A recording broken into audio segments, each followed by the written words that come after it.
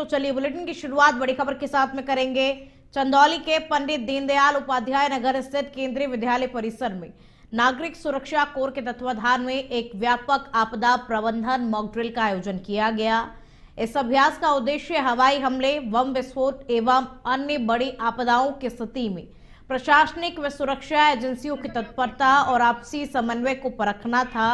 Mock drill के दौरान blackout अभ्यास भी कराया गया, जिसमें आपात परिस्थितियों में विद्युत आपूर्ति बंद होने की स्थिति में सुरक्षा एवं बचाव कार्यों का पूर्वाभ्यास किया गया।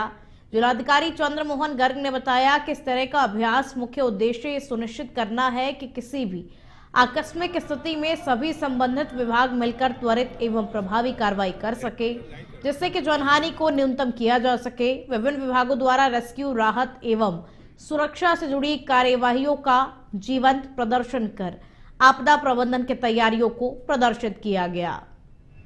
विभिन्न विधाओं से वे प्रशिक्षित हैं, जिससे आम जनमानस हमारी विभिन्न सेवाएं हॉस्पिटल के ले जा रही है और जैसे हमारी सिविल डिफेंस के जरिए कार्य करते हैं। सिविल डिफेंस एक संगठित प्रयास है। एक घायलों को इस तरह ले जा रहे हैं, घायल होते हैं ऐसे ब्लैकआउट की मॉक ड्रिल का प्रोग्राम किया गया है। इसका मुख्य उद्देश्य ये था कि यदि कोई हवाई हमला कभी होता है, बम ब्लास्ट होता है, तो ऐसे में किस तरह से सभी विभाग एक कोऑर्डिनेटेड वे में इमरजेंसी रिस्पांस देंगे। इसको लेकर के एक सिनेरियो क्रिएट किया गया, जिसमें ब्लैकआउट किया गया और ब्लैकआउट करने के बाद में किस तरह से यदि कोई इमरजेंसी आती है, मान लीजिए कोई बम ब्लास्ट होता है, उसका सिनेरियो क्रिएट किया गया।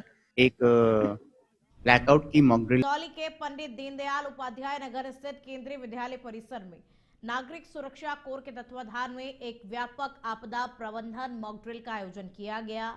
इस अभ्यास का उद्देश्य हवाई हमले, बम विस्फोट एवं अन्य बड़ी आपदाओं की स्थिति में प्रशासनिक व सुरक्षा एजेंसियों की तत्परता और आपसी समन्वय को परखना था।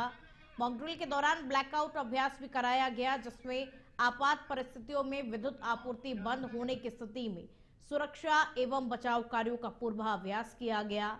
जिलाधिकारी चंद्रमोहन गर्ग ने बताया कि इस तरह का अभ्यास मुख्य उद्देश्य ये सुनिश्चित करना है कि किसी भी आकस्मिक स्थिति में सभी संबंधित विभाग मिलकर त्वरित एवं प्रभावी कार्रवाई कर सके, जिससे कि जनहानि को न्यूनतम किया जा सके। विभिन्न विभागों द्वारा रेस्क्यू, राहत एवं सुरक्षा से जुड़ी कार्यवाहियों का जीवंत प्रदर्शन कर आपदा प्रबंधन की तैयारियों को प्रदर्शित किया गया। विभिन्न विधाओं से वे प्रशिक्षित हैं, जिससे आम जनमानस हमारी विभिन्न सेवाएं हॉस्पिटल के ले जा रही है और जैसे हमारी सिविल डिफेंस के जरिए कार्य करते हैं। सिविल डिफेंस एक संगठित प्रयास है। एक घायलों को इस तरह ले जा रहे हैं, घायल होते हैं ऐसे ब्लैकआउट की मॉक ड्रिल का प्रोग्राम किया गया है। इसका मुख्य उद्देश्य ये था कि यदि कोई हवाई हमला कभी होता है, बम ब्लास्ट होता है, तो ऐसे में किस तरह से सभी विभाग एक कोऑर्डिनेटेड वे में इमरजेंसी रिस्पांस देंगे। इसको लेकर के एक सिनेरियो क्रिएट किया गया, जिसमें ब्लैकआउट किया गया और ब्लैकआउट करने के बाद में किस तरह से यदि कोई इमरजेंसी आती है, मान लीजिए कोई बम ब्लास्ट होता है, उसका सिनेरियो क्रिएट किया गया। एक ब्लैकआउट की मॉक ड्रिल। और आप खबरों की ओर आगे बढ़ेंगे। झांसी में भीषण सड़क हादसा हो गया, जिससे 2 लोगों की मौत हो गई, जबकि 14 लोग घायल हो गए। और हादसा गुरसराय गरौठा रोड पर लोहिया महिला महाविद्यालय के पास में हुआ, जहां एक अज्ञात वाहन ने ऑटो को टक्कर मार दी, जिससे वो पलट गया। इस हादसे में ऑटो सवार 2 लोगों की मौके पर ही मौत हो गई, जबकि 14 लोग इस हादसे में घायल बताए जा रहे हैं। जानकारी के अनुसार ऑटो सवार सभी लोग ककरबई थाना क्षेत्र के कैरोखर गांव में गुरसराय में आयोजित एक वैवाहिक कार्यक्रम में शामिल होने के लिए आए हुए थे और वापस गांव लौटते समय ऑटो हादसे का शिकार हो गया। फिलहाल घायलों का अस्पताल में इलाज जारी है और वहीं पुलिस अज्ञात वाहन चालक की तलाश में जुटी हुई है। पेशेंट आए थे लगभग, जिसमें से हमने 2 ब्रॉड डेड आए हैं और 9 पेशेंट को हमने रेफर कर दिया है सर। उनका उपचार हमारे पास हमने रात्रि भर्ती कर लिया, वो अभी भी है हमारे पास पेशेंट। ये जो पेशेंट थे ये लोग सब लोग टैक्सी से मतलब 3 पहिया वाहन से करोटा गुड़सराय से मतलब कैरोकर जा रहे थे। मथुरा के महावन थाना क्षेत्र में पुलिस और बदमाशों के बीच में मुठभेड़ हुई। पुलिस ने 3 बदमाशों को गिरफ्तार किया है और जानकारी के अनुसार चिंताहरण मंदिर मोड़ पर चेकिंग के दौरान बदमाशों ने पुलिस पर फायरिंग कर दी। जवाबी कार्रवाई में किशनवीर और रोहित उर्फ रोहिताश गोली लगने से घायल हो गए और तीसरा आरोपी वरुण मौके से गिरफ्तार कर लिया गया। तीनों आरोपी महावन क्षेत्र में हुई हालिया लूट की घटनाओं में वांछित थे और मौके से 2 तमंचे, नकदी, मोबाइल और लूट में प्रयुक्त बाइक को बरामद किया गया। वहीं घायलों को अस्पताल में भर्ती कराया गया है, जहां पर उनका उपचार चल रहा है। बरेली हाईवे के पास चेकिंग की जा रही थी। इसी दौरान एक बाइक पर 3 लड़के आते हुए दिखाई दिए। जब पुलिस ने उनको रोकने का प्रयास किया तो वो पुलिस को देख के भागने लगे। उन्होंने अपनी गाड़ी चिंताहरण महादेव मार्ग पर मोड़ दी और बारिश के कारण उनकी गाड़ी स्लिप हुई और वो नीचे गिर गए। पुलिस को अपनी तरफ आता हुआ देख करके उन्होंने पुलिस की टीम पर फायरिंग की। पुलिस ने भी जवाबी कार्रवाई में आत्मरक्षार्थ फायरिंग की, जिससे कि अभ्युदगढ़ों को गोरखपुर की चितुआताल थाना पुलिस ने बड़ी कार्रवाई करते हुए कॉल सेंटर की आड़ में विदेशी नागरिकों से साइबर ठगी करने वाले एक संगठित गिरोह का पर्दाफाश किया है।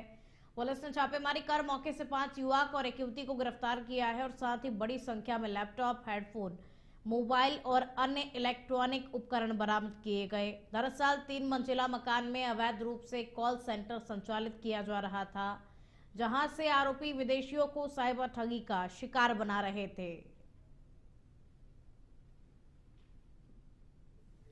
इस सूचना को हम लोगों ने विभिन्न स्रोतों से डेवलप किया और पूरी छानबीन की गई, जांच पड़ताल की गई, तो ये सूचना सही पाई गई, जिसके क्रम में आज 6 लोगों को गिरफ्तार किया गया है। कुछ इसमें वांछित भी हैं और आगे की प्रक्रिया हम लोग कर रहे हैं। इस सूचना यूपी के महोबा में रिहायशी इलाके में जंगली जानवर लकड़बग्गा की चहलकदमी की सूचना पर रेस्क्यू करने पहुंची वन विभाग की टीम पर खूंखार जंगली जानवर ने हमला कर दिया और जंगली जानवर के हमले में एक ग्रामीण सहित एक आपदा मित्र गंभीर रूप से घायल हो गए। वनकर्मियों द्वारा आनन फानन में दोनों घायलों को इलाज के लिए जिला अस्पताल में भर्ती कराया गया। घटना कबरई थाना क्षेत्र के गंज गांव की है, जहां गांव के रिहायशी इलाके में जंगली जानवर लकड़बग्गा की चहलकदमी की सूचना पर रेस्क्यू करने गांव पहुंची वन विभाग की टीम पर जंगली जानवर ने हमला कर दिया। फिर उसे अस्पताल में भर्ती करवाया गया, जहां इस वक्त उसका इलाज किया जा रहा है। वो लकड़बग्गा द्वारा वाइट किया गया है। एक की हालत नाजुक होने के कारण तो हेल्थ सेंटर के लिए रेफर कर दिया गया। एक का इलाज चल रहा है। वो ग्रामीण है और गंज का रहने वाला है, 50 वर्ष उम्र है उसकी। उसको हालत नाजुक होने के कारण उसको हेल्थ सेंटर। और आप खबर गोरखपुर से है, जहां पुलिस महकमे और सोशल मीडिया दोनों की परतें खोल दी है। इंस्टाग्राम स्टार बनकर हनी ट्रैप का जाल बिछाने वाली अंशिका सिंह उर्फ अंतिमा आखिरकार गोलीकांड के बाद गिरफ्तार कर ली गई है। जांच में खुलासा हुआ कि अंशिका अब तक करीब 150 लोगों को फर्जी रेप केस में फंसाने की धमकी देकर लाखों की वसूली कर चुकी थी, जिनमें 15 से अधिक पुलिसकर्मी भी शामिल हैं। सोशल मीडिया पर चमक के पीछे छिपा यह आपराधिक नेटवर्क अब पुलिस जांच के घेरे में है।